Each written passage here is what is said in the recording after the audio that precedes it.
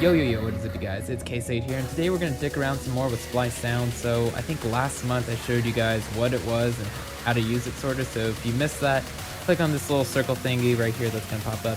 And also if you want to join Splice, I have links down below in the description. So basically we're just going to dick around on Splice Sounds. We're just going to make a sample base drop using only sounds off of Splice. So let's get started.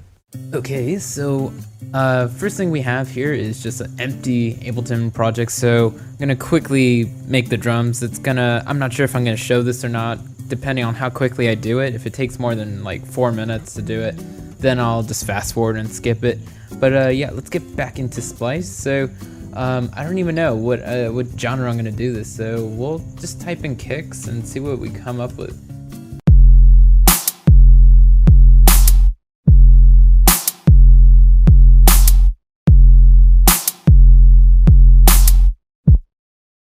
Okay, so good enough. So we can now take some time to like spice it up. So I've downloaded a bunch of extra samples down here before, so just FX and that kind of stuff. So just the way you see me searching for the kick and everything else is pretty much what I do for the rest of these. So it's not like you would see anything different there. So let's just fast forward to me building this real fast.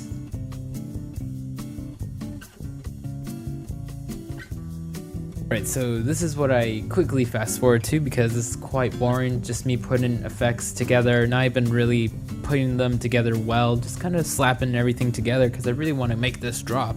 And that's what I do a lot in songwriting. I just kind of will put a lot of placeholder type stuff, and then once I get the main idea out, then I go back and start tweaking and making everything sound way infinitely better than what I quickly put together. So this is what I have so far.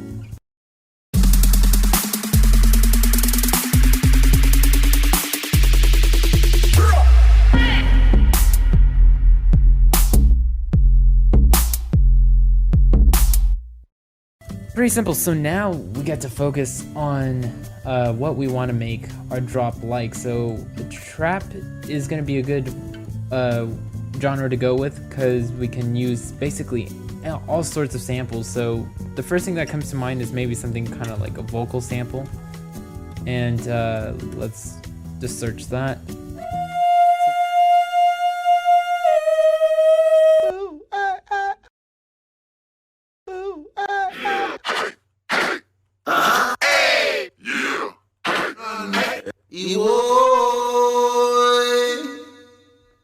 That last one could also be something really cool. So now let's go in and start playing with these with some samplers, see what we get.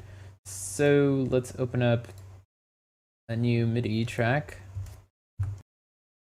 So for me, when I make a new MIDI track, by default it opens up to a simpler just because that's what I've saved as my default. So you can do that too. Right now you can't see it, but let's start throwing some of these in. So let's actually get this last one in there. And let's make a quick little MIDI thing. Let's even make it like 2 bars so I can just listen to it really on a loop and just get a good idea of what I'm doing. So let's first off play this on a C3. And let's kind of put something down, like a quick pattern. Doesn't really have to be anything, just a quick pattern. And let's see. Yeah, I don't really care what the pattern is. Just want to lay something down really quick. And let's go an up octave as well. And let's listen to this.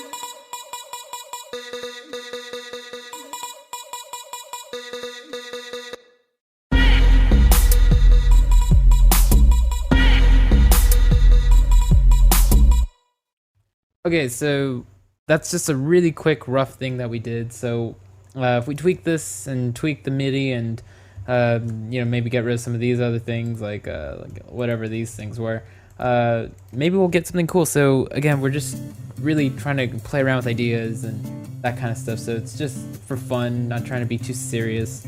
So let's duplicate this. So I just duplicated that, and this is our duplicate layer. We'll just mute that, and let's drag in some of those other samples. So now I just want to audition the other ones. So let's try one of these, and we'll do something like that. So you can see how pretty easy it is to just fool around with samples inside of a sampler, or if I wanted to just chop them up and do some crazy stuff like that with all that kind of stuff, I could do that. Also, I do like to group the sampler and map the transposition and other things like that. So let's set this from 0 to 1 octave, so we don't really need to go too high. And sometimes I also like to map another transposition to another one, and sometimes it doesn't allow me to do that. Oh yeah, I forgot there was a secret way to do that. But basically I just want to have one on the up pitch and down pitch, so I would need to throw in a pitch tool to do the down octave. So basically I want one of these to transpose upward like this, and then I could just quickly do a downward with pitch. It's not exactly the same thing, but it's close enough, like if you want to have those kind of controls. So we'll do -12 and 0 here. So let's see where that's at. So that's what I was just trying to do. So let's listen to this.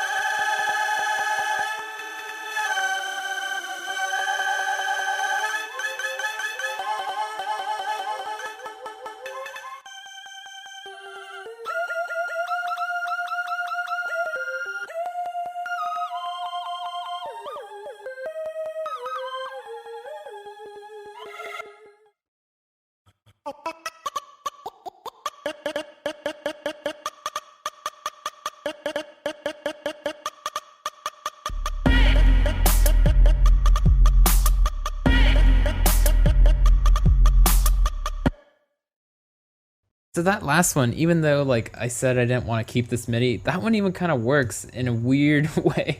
So, you know, sometimes you just make these things so quickly and so randomly. I want to try some transposition sort of things.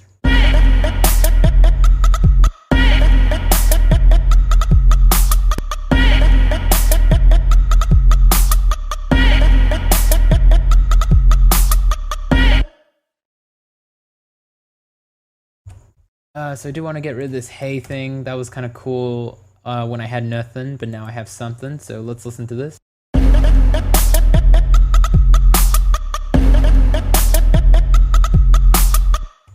And I think a stab thing would be really cool here. So if we add in some stabs.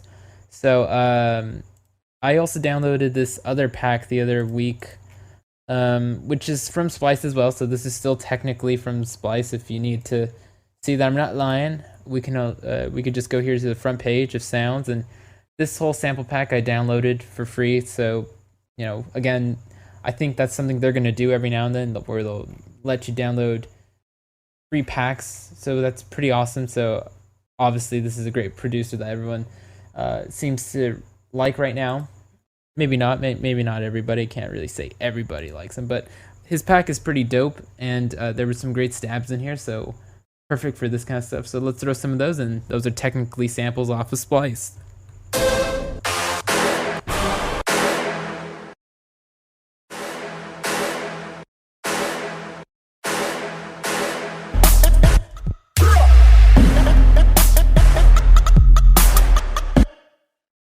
Anyways, let's just go back to processing our main lead here. So I wasn't really done with this, and I'm not sure if I need this reverb, or at least that much. So there's obviously a lot of stock plugins I could use. Like I could go nuts with EQs and all that kind of stuff. Maybe one thing I want to do is just use a little bit of OTT, multiband compression over the top setting, and just start compressing this heavily. So I want to just compress it really just by a lot. So let's just listen to that.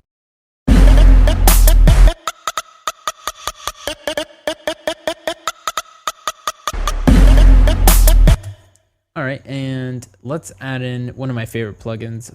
Let's add in Trash, because Trash is just really great at bringing out a lot of character and making things sound very horny like, and in the way that it's like I can use the filter section to create some really high peaks with some scream notches and such. So if you'll see what I mean. So let's go here, peak, and let's play around with that.